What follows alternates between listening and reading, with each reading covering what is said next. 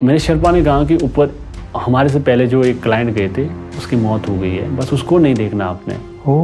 4:13-14 पे मैंने वर्ल्ड की हाईएस्ट माउंटेन से सनराइज होते हुए देखा। बहुत खूबसूरत। पहुंच गए आप। The Himachali podcast. 2020 में कोविड आया। हाँ। उस टाइम यही मैसेज आया कि शायद ये टीम नहीं जाएगी। ओके। उस समय के जो खेल मंत्री थे किरण रिजिजू सर थे। ओके। तो उन्होंने कहा कि ये टीम जाएगी। ओके। फ्लैग ऑफ सेरेमनी हुई हमारी और हमारी टीम, और मैं हुआ था एवरेस्ट के लिए। अच्छा। बहुत सारे जो एक्सपीरियंस माउंटेनर्स भी वहाँ पर थे, उन्होंने बताया कि माउंटेन में जाओगे। एक मिलिट्री वाले आपको बताया कि मिलिट्री वाले बोलते हैं not a gamma in land of lama. Sorry again. Not a gamma in land of lama मतलब कभी भी हाई एटीट्यूड में अपने आप को एटीट्यूड और उसमें जल्दबाजी में मत चलना वरना। नाइस। और उसके बाद एक वाले सर ने कहा था हाथ पे रोटी कदम छोटी चढ़ जा चोटी, यानी इसका मतलब उन्होंने कहा था कि बेशक कम खाओ कोई बात नहीं, आराम से वाटर पियो अच्छी तरह से, और स्पीड कम रखो हाई एल्टीट्यूड में, फास्ट नहीं, अपने आप को स्लोली और आप चढ़ जाओगे चोटी। हाँ, जैसे लुकला पहुंचा। ओके। और मैंने सिर्फ सुना ही था और सर्च किया दुनिया के सबसे डेंजर एयरपोर्ट, सबसे छोटा रनवे, बहुत सारे एक्सीडेंट होते थे उसमें, बहुत सारे। ओके। उसके बाद जैसे हम पहुंचे तो धीरे धीरे वहाँ से हमारा ट्रैक स्टार्ट होते गया, हम चलते गए, और वहाँ से मैंने पहली बार माउंटेन्स को देखे, इतने बड़े बड़े माउंटेन्स। विशालकाय। जी। बेस कैंप पहुँचने से पहले हमारे को वहाँ पर एक लबूचे ईस्ट करते एक माउंटेन है, ऑलमोस्ट 21,000 फीट समथिंग है, 6,119 मीटर की माउंटेन है। मतलब एवरेस्ट को क्लाइंबिंग से पहले आपको उसमें एक बार फिटनेस टेस्ट किया जाता है। अच्छा। जैसे पहुंचे हम टॉप पे, मैं मेरे शेरपा और हम टीम ऑलमोस्ट पहुंच चुकी थी, और वहां से शेरपा ने कहा कि ये है एवरेस्ट। कैसी फीलिंग थी? भाई साहब कोई शब्द नहीं, मैं बोल रहा हूँ आप कुछ भी शब्द निकालो वो भी कमी है एवरेस्ट के लिए। वाओ। वो अलग ही पिरामिड है। ओके। एंड हमारा पहला दिन जब मैं पहुंचा एवरेस्ट के वहाँ, मैंने बोला अब हमारा जर्नी स्टार्ट होता है। हाँ।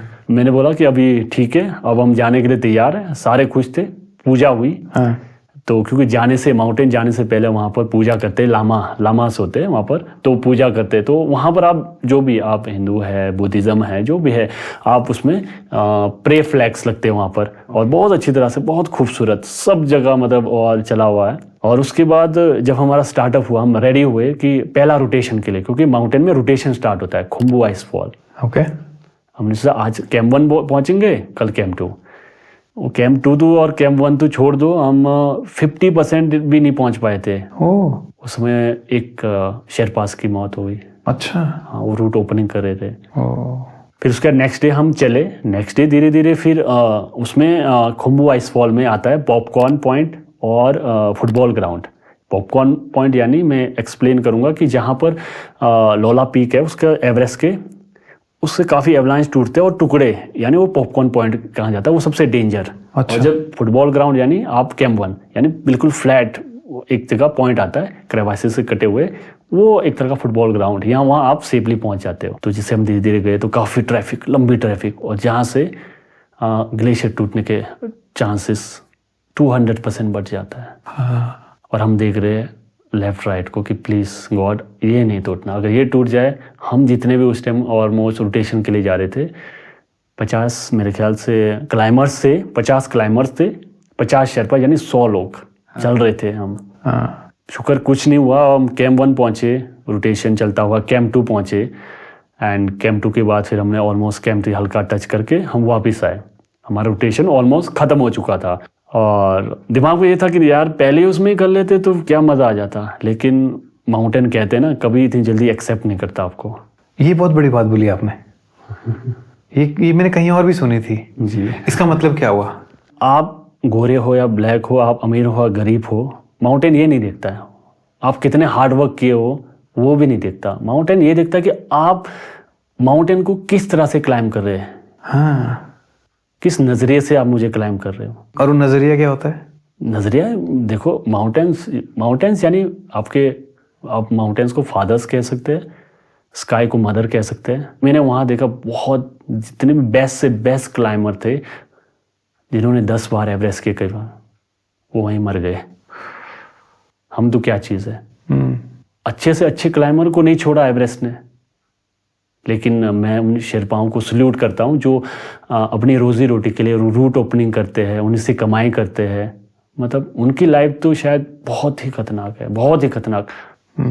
मेरे ख्याल से उनके लिए तो शब्द ही नहीं है। कौन है आपके शेरपा? मेरे शेरपा थे उस टाइम पासंग दाई थे, पासंग। अच्छा। बहुत ही सिंपल और बहुत ही स्माइली फेस वाले। अच्छा। जब मैं फिर पहुंचा कैंप 2, 6400 मीटर, वो 21 से 29 मई का दिन शायद मैं ज़िंदगी में बहुत इमोशनल, शायद मैंने पहली बार ना ऊपर वाले पर भी बहुत कोसा, बहुत गालियाँ निकाला था। क्यों? वो मौसम इतना ख़राब हुआ था, वेदर बिल्कुल पैक, हमारे टेंट टूंट ख़त्म, एक साइड से एवलांच आया, ऊपर के सारे टेंट ख़त्म हो गए थे। हम थोड़े नीचे थे, बच गए थे, लेकिन हमारा एक डोम टेंट था जिसमें हम बैठते थे, वो एक वाली डोम टेंट उड़ के पता नहीं किधर को चली गई थी। हम जितने भी क्लाइंट थे सारे एक ही टेंट में सोए, एक ही टेंट में खाना खा रहे थे। आधे से ज़्यादा टीम वापस जा रही थी और उस समय मैं टेंट में काफ़ी इमोशनल था। मैं अपने आप को बहुत खुश था, नहीं यार भगवान आपने मतलब मेरे लिए, मतलब मैं हमेशा ये सोचता था कि नहीं यार मेरे से ही गलती होती, शायद अभी भी मैं ही गलत हूँ। या उस टाइम मैं कोस रहा था ऊपर वाले को कि यार क्यों मेरे साथ ऐसे कर रहे हो आप। लेकिन उस समय मेरे साथ एक बड़े भाई थे, वो नीरज भाई थे राजस्थान से। उस टाइम मुझे उन्होंने थोड़ा शांत करा। उन्होंने कहा कि यार देख, कभी भी आप कहीं भी जा रहे हो, भगवान सही करता है, भगवान को कोसना नहीं, जो भी होगा अच्छा होगा। उन्होंने बोला विश्वास रख। तो मैं उस टाइम बहुत रोया, वो टेंट में भी बहुत इमोशनल, मैं शायद बहुत गंदी तरह से रो रहा था। उसके बाद फिर एक मैसेज आया नीचे से, हमारे जो लीडर थे उस टाइम ब्रिगेडियर के कुमार सर थे, सोलन के ही थे वो। अच्छा जी। तो मैं उनका तहे दिल से धन्यवाद करना चाहूँगा, क्योंकि उन्होंने कहा कि मैं लास्ट मोमेंट तक मैं इन लड़कों को मौका दूंगा। क्या बात है। और यहाँ बहुत इंटरेस्टिंग मेरे साथ हुआ, मैं बहुत ही खुश हुआ। उस एक्सपीडिशन में जिस इंस्टीट्यूट से मैं ट्रेनिंग लिया था, मेरे गुरु मेरे साथ थे। क्या बात है। कौन? कर्नल अमित वी साहब, कर्नल IS थापा सर, अच्छा, अनिल उस्ताद, दीप साई सर। एक दिन ऐसे ही कहा था सर को, सर मैं अगर मौका मिले तो आपके साथ एक माउंटेन करना चाहता हूँ। और ऊपर वाले ने वो सुन ली, वो एवरेस्ट में ही मुझे मिला दिया। क्या बात है। और उसके बाद एक मैसेज और आया, 30, 31, 1 तारीख को मौसम साफ रहेगा। तो हमारे लिए तो गुड न्यूज़ था, लेकिन उसमें विंड हाई रहेगी। कितने हाई? 70-80 किलोमीटर भी हो सकती है, कहीं में 40, कहीं में 20। उस एल्टीट्यूड पे 70-80 किलोमीटर की रफ्तार उड़ा के ले जाए सब कुछ। बिल्कुल। आधा 1 घंटे के लिए हमारे को अपने में ग्रुप में एक बार डिवाइडेड किया गया कि यार आप लोग सोचिए। उसके बाद सभी शेरपास का मीटिंग हुआ। ओके। पहले आप बताइए कि कब कैसे निकलना है, कब निकलना है, कौन सा डेट, उसके बाद हम डिसाइड करेंगे। और उस एल्टीट्यूड में आपको मैं एक चीज़ मैंने लाइफ में सीखा, खाने की वैल्यू। क्योंकि 21 से 29 के बीच मुझे बाद में पता चला, जो हमारे जो शेरपास थे वो किसी और के टेंट से राशन लेके आते थे हमारे लिए, क्योंकि हमारी बहुत बड़ी टीम थी और हमारे शेरपास उनको भी खाना खिलाते थे। तो वो मैं देख के काफ़ी इमोशनल हुआ था, उन्होंने हमारे लिए इतना किया। शेरपास भी कम खाते थे खाना, शायद कि बाकी आप लोगों को मिल सके, बाकी हमें मिल सके। हर कैंप के लिए पहुंचने के लिए आपको 10 से 11-12 घंटे लगते हैं, कैंप 1, कैंप 2। तो वहाँ कैंप 2 में थे, camp 3 almost Lhotse face, again vertical. Lhotse face यानी वर्ल्ड की 4थी हाईएस्ट माउंटेन को आपको क्रॉस करके हल्का सा ट्रेवर्स करके डेथ जोन में पहुंचना है। वो है ऑलमोस्ट 7,900 या 8,000 मीटर। अच्छा। तो मैंने उस टाइम डिसाइड किया, मैंने अपनी शेरपा को बोला, मैंने बोला दाई क्या हम कैंप 3 अवॉइड कर सकते हैं? दाई बोलते हैं शेरपा को? या दाई यानी बड़े भाई। अच्छा, बड़े भाई। दाई दाजू भी बोलते हैं क्या? हाँ, दाजू भी बोलते हैं, दाई भी बोलते हैं। तो मैंने कहा कि दाई यार आप बताओ, मैं तैयार हूँ। तो दाई ने बोला ठीक है, मैं भी तैयार हूँ, अगर आप में एनर्जी है। 6400 मीटर से डेथ जोन मैंने 8 घंटे में कवर की। वाह। उसके बाद जब मैं डेथ जोन पहुंचा। भाई डेथ जोन क्यों बोलते हैं? डेथ जोन यानी वहाँ पर ऑक्सीजन 30% या 20% ऑक्सीजन, बहुत कम ऑक्सीजन। अच्छा। मैं और मेरे शेरपा पहुंचे थे सबसे पहले 2:30 समथिंग, उसमें सुबह 6 बजे के निकले हुए, और इतना फास्टेस्ट हम पहुंचे, टेंट सारे खत्म। हाँ। मेरे शेरपा ने आइडिया लगाया, उसने बोला ऑलमोस्ट शायद 120 किलोमीटर या 100 किलोमीटर की रफ्तार से शायद हमारे टेंट सारे उड़ गए।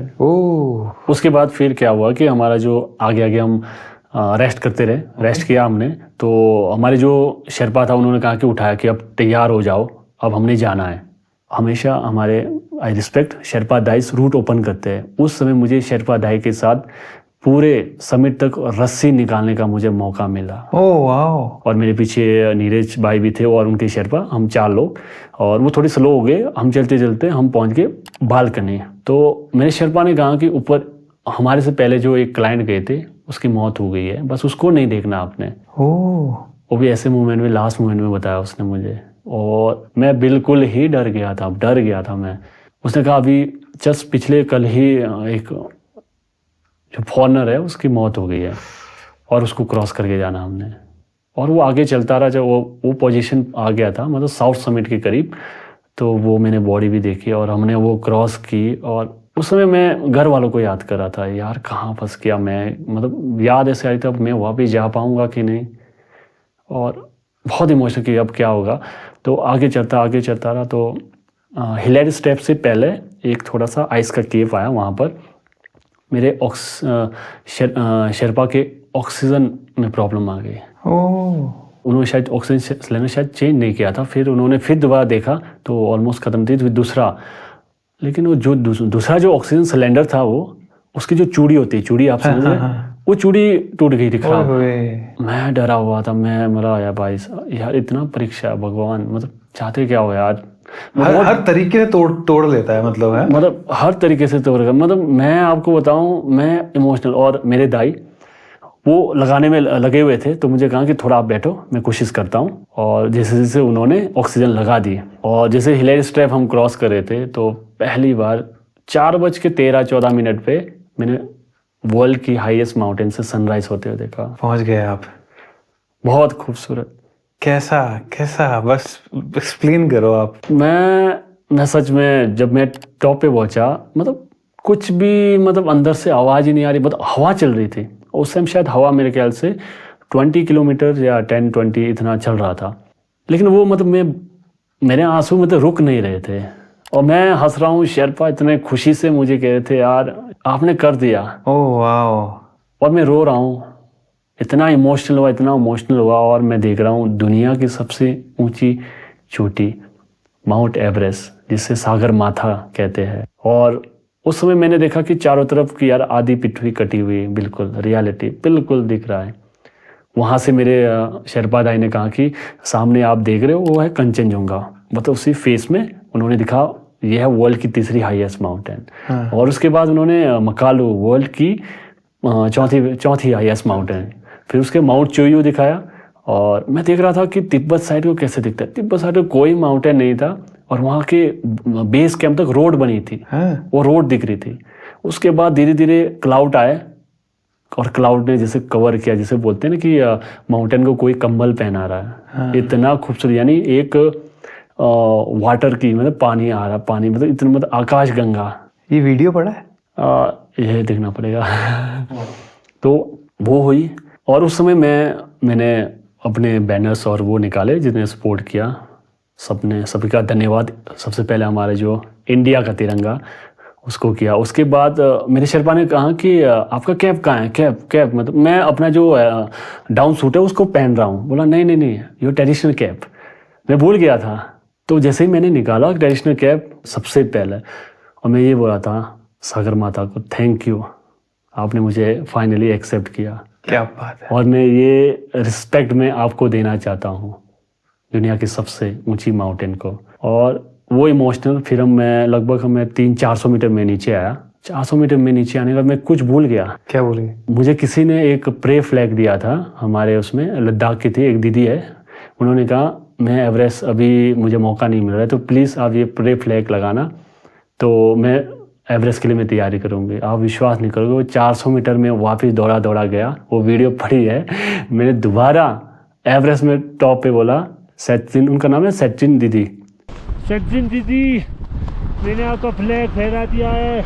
ये प्रे फ्लैग, ये आपके नाम, आप लद्दाख माउंटेन गाइड एसोसिएशन, आप दीदी अगले बार एवरेस्ट करने ज़रूर आओगे। क्या बात है। मैंने सोचा कि अब हुआ मेरा कंप्लीट। अमित नेगी, किन्नौर की सांगला वैली के अमित नेगी ने वर्ल्ड की हाईएस्ट पीक के ऊपर तिरंगा फहरा दी फाइनली। एंड उसके बाद जब वापस आए, इंडिया पहुंचे, तो काफ़ी अच्छा स्वागत हुआ घर में भी, काफ़ी इमोशनल घर वाले। और उस समय एक मेरी पिक्चर काफ़ी वायरल हो गई थी और उस समय मेरे काफ़ी स्किन कट चुके थे, ब्लड जैसी निकल गई थी। इंस्टाग्राम पे देखी है मैंने फोटो। बहुत गंदे तरीके से वो वायरल हो गई और उससे बाकी लोगों को तो लगा ये बहुत हार्ड वर्क है, बहुत चैलेंजिंग रहा, लेकिन मम्मी बहुत ज़्यादा डर गई थी। और जब मैं पहुंचा मम्मी के आंखों में, मैं उस टाइम शायद खुशी के आंसू देख रहा था। राइट, होता ही है। अब बहुत इमोशनल हो गए हो यार, बहुत इमोशनल बंदे हो यार अमित भाई आप हैं। The Himachali Podcast.